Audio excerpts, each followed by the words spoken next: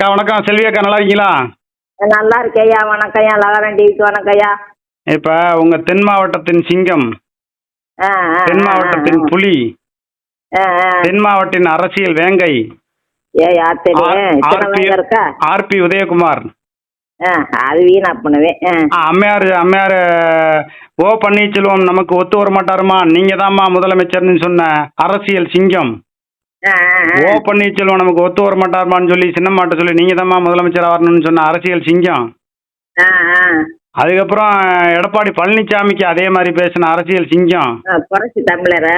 புரட்சி தமிழருக்கு பேசின சிங்கம் இப்ப என்ன சொல்லியிருக்காருன்னா, ஆர்பி உதயகுமார், ஜெயலலிதா அம்மாவின் மறைவுக்கு பிறகு 2 கோடி அதிமுக தொண்டர்கள் சுதந்திரமாக காற்றை சுவாசிக்க செய்து விட்டவர் எடப்பாடி பழனிசாமி புரட்சி தமிழர்னு சொல்றார். அதுதான் எங்கன வாத்தால விரட்டி வாக்குமத்தை கொண்டு அடிக்கிறாங்களா? பொம்பளைங்க கருப்பு கொடி காட்டுறாங்களா? ரொம்ப பொங்குறாரு மேடையில். ஆனா சீமான் மாதிரி பேசுற கத்துக்க. சீமானை பார்த்து இன்னும் புளிய பாட்டு போன சூடு போட்டுக்குன்னு சொல்லுவாங்கல்ல, சீமான் மாதிரி பேசணும்னு ஆசைப்படுறாரோ? சீமான மாதிரி இவனுக்கு அவன் சீமான் கத்திட்டு சும்மா போக வேண்டியது. இவனுக்கு அதெல்லாம் அந்த அருகவே இல்லையே. சீமானுக்காவது கத்தியாவது ஒவ்வொரு தேர்தலுக்கும் சம்பாதிக்கிறாரு. நான் கல்குவாரிக்காரன்ட்ட எல்லாத்தையும் காசு வாங்குறாரு.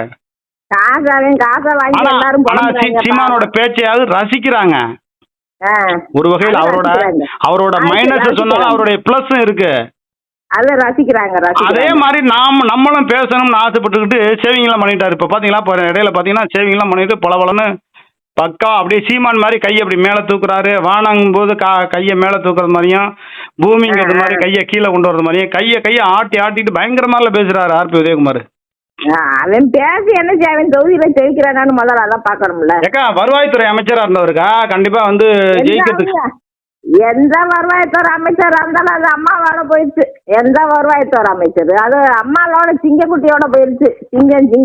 சிங்கமா போயிருச்சு. நீங்க 1000 விமர்சனப்பா. அழகில நின்றாலும் தண்ணி குடிக்க முடியாது. எடப்பாடி உதயகுமார் உதயகுமார் நத்தா இது திண்டுக்கல் சீனிவாசனே ஏன் ஒன்னு குற்றவாளி அப்படின்னு சொல்லிட்டாப்ல. இப்ப எடப்பாடியத்தே உள்ள புடிச்சு உள்ள ஓடு, முதலமைச்சர் நீ தானே புள்ள ஓடுனா. அதாவது நீங்க சொல்ற மாதிரி எடப்பாடி பழனிசாமி மேல குற்றம் இல்லையா ஒன்னும் இல்லையா, நாங்க எங்க பக்கம் மடியில கணல்ல அப்படின்னு ஒரு பழமொழி சொல்லுவாங்களா, அது மாதிரியாவது சொல்லிட்டு போயிடலாம். ஏவன் குற்றவாளியா இருந்தா தூக்கி உள்ள போடுங்கிறாரு. இவர் அண்ணன் செல்லூர் ராஜு சிரிச்சாரு நகைப்பா புன்னகை. அது என்ன அர்த்தம்? செல்லூர் ராஜு எல்லாத்தையும் பின்னாடி அம்மா அம்மான்னு அன்னைக்கு அம்மா சின்னம்மா முதலமைச்சர் ஆக்கணும், ஓபிஎஸ் வேண்டாம்னு தூக்கி எரிஞ்சாங்க. இன்னைக்கு கொல்லவாசல்ல போன எடப்பாடிக்கு என்ன அறிவு இருக்கும்? முதலமைச்சர் ஆக்குனது ஓபிஎஸ். முதலமைச்சர் இத்தனை 234 எம்எல்ஏ ஓபிஎஸ். இத்தனை பேருக்கு முன்னாடி ஓபிஎஸ் தான் கண்டு தெரிஞ்சுச்சா ஜெயலலிதாவுக்கு? அந்த அம்மாவுக்கு பின்னாடி யார் இருந்தா, யார் சொன்னாங்க? சசிகலாவும் தான் சொல்லிதான் முதலமைச்சர் ஆக்குனது. முதலமைச்சர் ஆக்குனாங்கல்ல. இப்ப இவங்களுக்கு என்ன வலிக்குதாங்கோ? இவங்களுக்கு வலிக்குதாங்க. இப்ப ஓபிஎஸ் முதலமைச்சரா இருந்து என்ன நாடு கெட்டு போச்சு? இப்ப இவன் இருந்து நாட்டு மக்களுக்கு என்ன செஞ்சு தவிர்த்து போனாங்க? தாலிக்கு தங்கத்தை நிப்பாட்டினாங்க. இவங்க தான் நிப்பாட்டினாங்க. தாலிக்கு தங்கத்தை சைக்கிள் நிப்பாட்டாங்க. லேப்டாப் வக்கு இல்ல வலியும் இல்லன்னு இவங்க இவ்வளவு கொள்ளையடிக்கிறீங்களா தானே இருக்காங்க. எங்க வக்கு இருந்துச்சு? இப்ப எடப்பாடி பழனிசாமியோட திட்டம் என்னன்னாக்கா, ஓப்பனா நம்ம வெளிப்படையா பேசுவோம். இவ்வளவு தூரம் நம்ம பேசிட்டோம். முக்குளத்தூர் சமுதாய ஓட்டுக்களை வாங்கணும்னா மதுரை விமான நிலையத்துக்கு பேர் வைக்கணும் அப்படின்னு சொல்லி ஒன்னு சொன்னாரு. அது போல பாரத ரத்னா விருதுனாரு. இப்ப என்ன பண்றாரு, ஆர்பி உதயகுமாரை முன்னிலைப்படுத்தி அம்மையார் சசிகலா லெவல்ல, அதாவது ஓ பன்னீர்செல்வம் இடத்துல ஆர்பி உதயகுமாரை வைக்கிறதுக்கு எடப்பாடி பழனிசாமி முயற்சி பண்றாரோ? தலைகளை நின்றாலும் தண்ணி குடிக்க முடியாது. தலைகள் தான் தண்ணி குடிக்க முடியாதுக்கா, கீழே தான் கவுத்தோம். நீ ரங்கராஜன மாதிரி நான் செல்வி ஆக முடியுமா? செல்வி மாதிரி ரங்கராஜன் ஆக முடியுமா? நான் என்ன சொன்னா, ஓபிஎஸ்க்கு இருக்க செல்வாக்கு ஓபிஎஸ்க்கு இருக்கு. ஓபிஎஸ்க்கு இருக்கிற செல்வாக்கு ஆர்பி உதயகுமாருக்கு கொண்டு வர்றதுக்கு எடப்பாடி பழனிசாமி முயற்சி பண்றாரு. அந்த இடத்துல ஆர்பி உதயகுமார் ஜெயிச்சிருவாரா? ஜெயிக்க முடியாது, தோத்துட்டேன். நல்லா பேசுறாரு. இப்ப பாத்தீங்களா, அப்படியே பூங்கிற கத்துறாரு சீமான் மாதிரி. கத்தி என்ன பிரயோஜனம்? இப்ப என்ன பண்றாரா? இப்ப நான் கேள்விப்பட்டவரையும் மதுரையில நான் சில வட்டாரங்கள்ல கேள்விப்பட்டேன். ஆர்பி உதயகுமார் அண்ணே நல்லா சேவிங் பண்ணிட்டு சீமான் மாதிரி பாக்கிறதுக்கு மீசையெல்லாம் கொஞ்சம் லைட்டா டை அடிச்சுட்டாருன்னா சீமான் மாதிரி இருந்துருவாரு. கொஞ்சம் விக்கு வச்சுட்டாருன்னா இப்ப என்ன பண்றாங்க, சீமானோட வீடியோ வந்து அதிகமா பாக்குறாராம். சீமான் மேல நம்ம 1000 விமர்சனம் இருக்கிறது. சீமான் ஒரு இடத்துல பேசுறாருன்னா ஒரு 5000 பேர் 2000 பேரா கூடி பாக்குறாங்க. தப்பு ரைட் எல்லாம் விட்டுருங்க, நல்லா பேசுறாரு. விஜயை விட சீமானுக்கு பேச்சாற்றல் அதிகம் உண்டு. அப்ப சீமான் மாதிரி நம்ம பேசணும்னு ஒரு ஆசை இவர் வந்து ஆர்பி உதயகுமாருக்கு வந்துருச்சு. தன்னை வளர்த்துக்கணும், நான் வந்து ஓ பன்னீர்செல்வம் லெவலில் அவர் இடத்த நம்ம பிடிக்கணும்னு வந்துட்டார். இப்போ அதிகமாக பார்த்தீங்கன்னா தினமும் பார்த்தீங்கன்னா ஒரு 10 வீடியோவாவது பழைய சீமான் பேசின ஒரு வீடியோலாம் ஒரு நாளைக்கு 10 வீடியோ பார்க்குறாராம். சீமான் மாதிரி பேசி நம்ம வந்து பெரிய புரட்சி பண்ணலாம்னு. அதனால தான் சொல்கிறாரு, 2 கோடி அதிமுக தொண்டர்கள் சுதந்திர காற்றை சுவாசிக்க தொடங்கி விட்டார்கள், அதற்கு எடப்பாடி பழனிசாமி தான் காரணங்கிறாரு. 2 கோடி தொண்டர்கள் எங்க இருக்காங்க? 2 கோடி எங்க இருக்காங்க? 86 லட்சம் தானே இருக்காங்க. 2 கோடி காணுமே. 86 லட்சம் தானே ஓட்டு போட்டுருக்காங்க. 2 கோடி எங்க ஓட்டு? அம்மாவே சொன்னாங்க சட்டசபையில அதிமுக தொண்டர்கள் 1.5 கோடி தொண்டர்கள்னாங்க. அதை மாத்தி பெரும் புரட்சி செஞ்சு எடப்பாடி பழனிசாமி புரட்சி தமிழர் 2 கோடி தொண்டரா கொண்டு வந்திருக்காரு. அதே 2 கோடியை கொண்டு வந்து 86 ஓட்டை வாங்கியிருக்காங்க. அவ்வளவுதான் அவங்களோட நடவடிக்கை. அவ்வளவுதான் ஓட்டு. 86,000 ஓட்டுக்கு மேல தாண்டவே முடியாது. எதிர்கட்சி அவரோட வரமாட்டாங்க. அது இப்ப மாவட்ட செயலாளர்கிட்ட சொல்லியிருக்காப்புல இல்ல, கூட்டு கமிட்டி போடுங்க, மக்களை பாருங்க. என்னங்கடா மக்களை போற இடம்லாம் உங்களை விரட்டி கருப்பு கொடி காட்டுறாங்க, வழக்கமாத்த கொண்டு அடிக்கிறாங்க, ஒளிகன்றாங்க. நீங்க மக்களை போய் எவன் சந்திப்பா போனா வழக்கமாத்த அடிதான் அடிக்கிறாங்க மக்கள். எங்கிட்ட கூடி இங்க போய் தெரிவிக்க முடியும்? ஆர்பி உதயகுமார் வருவாய்த்துறை முன்னாள் வருவாய்த்துறை அமைச்சரால தென் மாவட்டத்துல ஒரு புரட்சியை ஏற்படுத்த முடியும் தானே? முடியாது. முடியுங்கிறதுக்கு இன்னொரு சான்று ஒண்ணு. ராமநாதபுரத்துல 5 ஓ பன்னீர்செல்வத்தை களத்துல இறக்குனது யாரு? எடப்பாடி பழனிசாமி சொல்லி ஆர்பி உதயகுமார் தான் 5 ஓ பன்னீர்செல்வத்தை களத்துல இறக்குனாங்க. ஓபிஎஸ் தான் தோக்க அடிச்சுட்டாங்களே. எங்க தோக்கடிச்சாங்க? இவங்க தானே டெபாசிட் இல்லாம போயிட்டாங்க. எனக்கு ஒரு கண்ணு முன்னாலும் எதிர்க்கு 2 கண்ணு. ஓ பன்னீர்செல்வத்தை தோக்கடிச்சுட்டாங்களா? அதுவே ஆர்பி உதயகுமாருக்கு கிடைச்ச வெற்றி தானே. அது தோல்வி. இவங்க கட்சி போச்சுல, ரெட்டல போச்சு. தேனி மாவட்டத்துல ஒரு பூத்துல 1 ஓட்டு தான் வாங்கினாங்க, அது வேற விஷயம். ஆனா ஓ பன்னீர்செல்வத்தை தோக்கடிச்சாங்களா இல்லையா? அதெல்லாம் அது செவிச்சாச்சு. அது டெபாசிட் வாங்காம காசு கட்டின காசு கைக்கு வரலன்னாத்து தோல்வி இவங்களுக்கு. ஓஹோ, காசு கையில வாங்கியாச்சுல, கட்டின காசு கைக்கு வந்துருச்சு. 4 லட்சம் ஓட்டு வாங்கிட்டாரு. ஆமா, இப்ப இவங்க தானே தோத்து போயிட்டாங்க. 10 ஓபிஎஸ் வெட்டியா போயிட்டாங்கல்ல. எங்க போனாங்கன்னு தெரியல பாவம். அவங்களுக்கு எல்லாம் தலைக்கு 50 லட்சம் பணம் கொடுத்தாங்களாம். ஆமா, பூராமே சாரா இருக்கிறவங்க கஞ்சா குடிக்கிறவங்க கொண்டு போய் நிப்பாட்டு. இப்ப அடுத்த தடவை 2026 வந்து இப்போ போடி தொகுதியிலையோ அல்லது உங்க விருதுநகர் பகுதியிலேயோ வந்து ஓ பன்னீர்செல்வம் போட்டிட்டாருன்னா அங்க யாரெல்லாம் ஓ பன்னீர்செல்வங்கிற பேர்ல யாராவது இருந்தாங்கன்னா அவங்களுக்குலாம் ஒரு 50 லட்சம் கிடைக்கும். ஆர்பி உதயகுமார் கொடுத்துருவாரு. ராமநாதத்துல கொண்டு போய் நிப்பாட்டின மாதிரி இந்த தென் மாவட்டத்துல வந்து நிப்பாட்டினா வழக்கமத்தை கொஞ்சம் அடிச்சு போடுவாங்க. ரொம்பவே அடிச்சு போடுவா. ஏன் ஆர்பி உதயகுமாரும் முக்குளத்தூர் சமுதாயம் தானே, அவரை ஏத்துக்கிறதுல உங்களுக்கு என்ன சிக்கல் இருக்கு? நான் வெளிப்படையா கேக்குறேன். மக்களுக்கு நல்லது செய்யணும்யா, சுயநலமா பேசக்கூடாது. மக்களுக்கு நல்லது செய்யணும், சுயநலமா பேசக்கூடாது. இப்ப ஓபிஎஸ் பேசுறாரா? சரி, நான் கேக்குறேன், ஆர்பி உதயகுமாரும் செய்யாட்டாலும் அவர் செய்யல, மக்களுக்கு முக்குளத்தோருக்கு செய்யல, ஓ பன்னீர்செல்வம் செய்யல, டிடிவி தினகரனும் செய்யல, அம்மையார் சசிகலாவும் செய்யலன்னு சொல்றீங்க. அதே மாதிரிதானே ஆர்பி உதயகுமார் செய்யல, அவருக்கும் ஒரு வாய்ப்பு கொடுங்க. அது தரம் பேசி தரமா வேணும்ல, மக்களுக்கு அனுசரியா அண்டனும்ல. அம்மையார் சசிகலாவால தான் ஓ பன்னீர்செல்வம் முதலமைச்சர் ஆனாரு, வருவாய்த்துறை அமைச்சரா ஆர்பி உதயகுமார் வந்தாரு, செல்லூர் ராஜ் வந்து கூட்டுறவுத்துறை அமைச்சர் ஆனாரு. அம்மாவோட போயிடுச்சியா? அம்மாவோட போயிருச்சு. அம்மா சின்னம்மா எல்லாம் சேர்ந்துதான் எல்லாம் பண்ணாங்க. இப்ப அந்த இடத்துக்கு ஆர்பி உதயகுமார் வரணும்னு நினைக்கிறாரு. அவரு உங்க மறவர் சமுதாயத்தை சேர்ந்தவர் தானே, ஏன் சொந்த இனத்துக்குள்ளே அவருக்கு எதிராக நீங்க நினைக்கிறீங்க? அதான் என்னுடைய கேள்வி. என்ன எண்ணத்துறை? எடப்பாடி கூட சேர்ந்துக்கிட்டு எனத்துறை பண்றாங்க. இவங்க எல்லாம் ஒண்ணு செஞ்சாங்கன்னாத்தான் நாடு நல்லா இருக்கும். இவங்க எல்லாம் துரோகம் பண்றாங்க, காசை வாங்கிட்டு கூவுறாங்க. இவங்க காசு வாங்கிட்டு கூவுனாப்புல மக்கள் ஏத்துக்கிடுவாங்களா? தப்பு பண்ணா ஏத்துக்கிடுவாங்களா?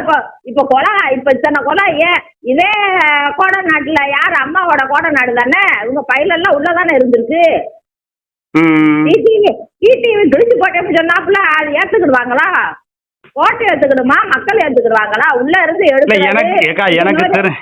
எனக்கு தெரிஞ்சு 2021 தேர்தலில் அம்மா பேசுனது மாதிரி ஒரு வீடியோ விட்டாங்க. டிடிவி தான் விட்டாரு. அதே மாதிரி இந்த முன்னாள் அமைச்சரோட ஃபைல் எல்லாம் வந்து டிடிவி தினகரன் கையில இருக்கா? சொல்லாம சொல்றாரு பாருங்க, என் கையில இருக்குடா உங்க வண்டவாளம்லாம் வச்சிருக்கு எல்லாரும் கையில. இப்ப பேசாம எஸ்பி வேலுமணி, தங்கமணி, டிவி சமூகம், விஜயபாஸ்கர் இப்ப பேசாம எதுக்காம இருக்கிற காரணமே அல்ல. இப்ப டிடிவி தினகரன் தான் ஃபைல் இருக்கும் போல இருக்கு இல்ல? ஃபைல எடுத்து கையில இவன் வச்சிருக்கேன். டிடிவி தினகரன் நல்லா நடிக்கிறார்ல? டிடிவி நல்லா நடிக்கிறார்ல? ஃபைல நான் கிழிச்சு, நீ வண்டவாளம் பூரா இருந்துச்சு, ஆனா நான் கிழிச்சு போட்டேன். இதெல்லாம் நம்புற மாதிரியாக இருக்கு. கம்பி கட்டுற கதையெல்லாம் சொல்றாரு பாருங்க. மச்சினேன்னு 2 பேரும் பார்த்து நாங்க சிரிச்ச முன்னெல்லாம் போய் சிரிச்சு ஏதோ ஒண்ணு வச்சிருக்காங்க. சிரிச்சு ஃபைல்லாம் வச்சிருப்பாங்க. அது எப்படி கிழிச்சு எப்படி போடும்? அப்பனா என்ன அர்த்தம் சொல்ல வர்றாங்க? உங்க வண்டவாளம் பூரா உங்க குடுமையெல்லாம் எங்க கையில இருக்குடான்னு சொல்றாங்க. ஆமா, இப்ப எடப்பாடி என்கிட்ட இருக்குது தானே எல்லாத்தையும் இப்ப மடக்கி வச்சுட்டாங்க. இவங்களுக்கு அறிவு இல்லாம வச்சிருப்பானோ என்னன்னு எடப்பாடி கிட்ட நம்ம சிக்கிட்டோமே. இப்ப மௌனமா போறாங்க எல்லா தலைகளும். இவங்களுக்கெல்லாம் எடப்பாடிட்ட இருக்குன்னு எடப்பாடி அதை வச்சு பிளாக் மெயில் பண்ணிக்கிட்டு இருக்கா. அப்படியே தனவாத்தையும் கொண்டு விட்டு பிளாக் பண்ணிக்கிட்டு இருக்காங்க. இந்த சேலத்து மணிகண்டனும் பெங்களூர் மணிகண்டனும் வீராவாசனம் பேசுறாங்க. என்ன வீரவாசனம் பேசினாப்புல மக்கள் ஓட்டு போட்டு ஜெயிக்கணும். மக்கள் எது எப்படி பார்த்தாலும் தென் மாவட்டத்துல புரட்சி தமிழர் எடப்பாடி அவர்கள் மூலமா தென் மாவட்டத்துல சீட்டு பிடிக்க போறது உறுதி. அதுக்குண்டான வேலையை செய்யறதுக்கு தான் ஓ பன்னீர்செல்வம் இருந்த இடத்துல ஆர்பி உதயகுமாரை உட்கார வைக்கணும். அந்த தகுதியான இடத்துக்கு இவர் தான் தகுதியானவர்னு ஆர்பி உதயகுமாரை கொண்டு வர்றதுக்கு தான் ஆர்பி உதயகுமாரை வச்சு எல்லாமே பேச வைக்கிறாங்க.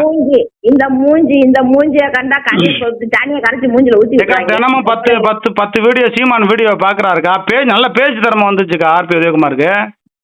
பேச்சு திறமை வந்து என்ன செய்ய? கழுத ஊடத்தையும் கத்தும் கான்னு கத்தும். கழுத மாதிரி கத்த முடியுமா? அது மாதிரி கத்த முடியுமா?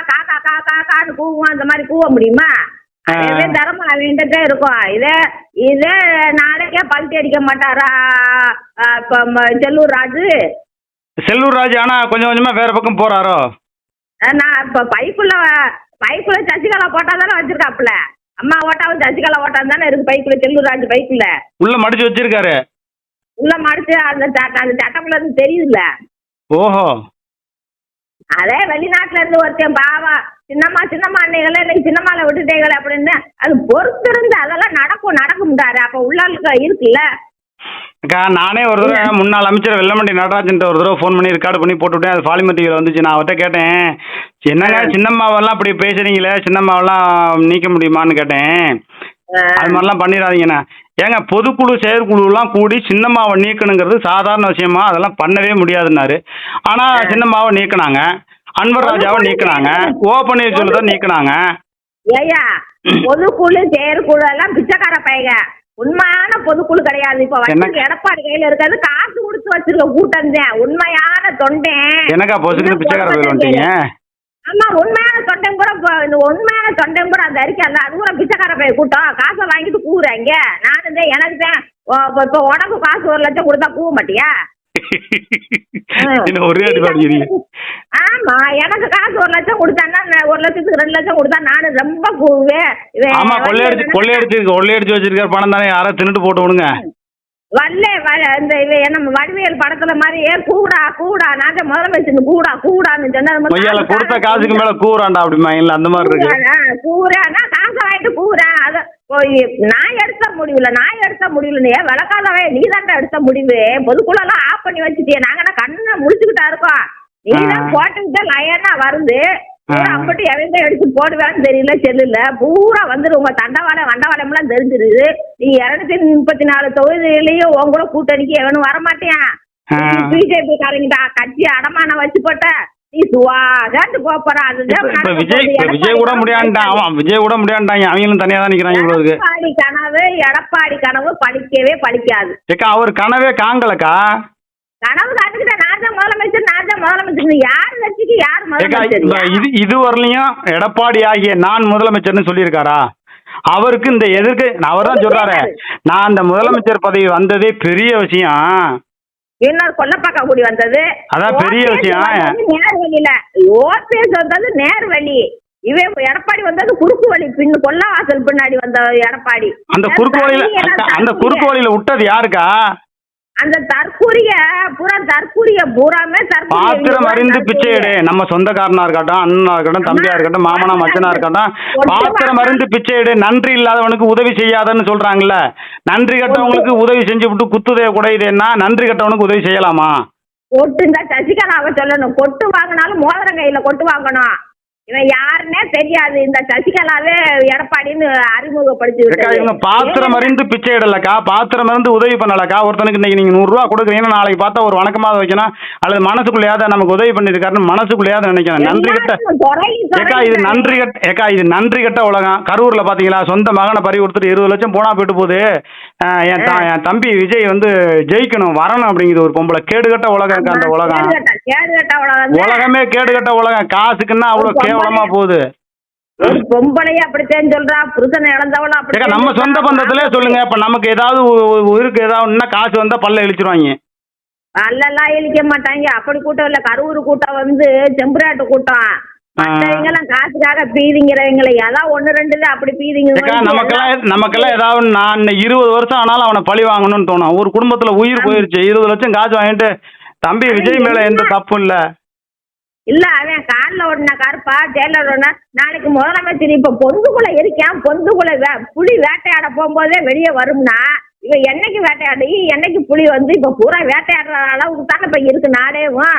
அந்த அதாவது நின்று வேட்டையாட போறானா, அப்புறம் பதுங்கி நின்று வேட்டையாட போறானா.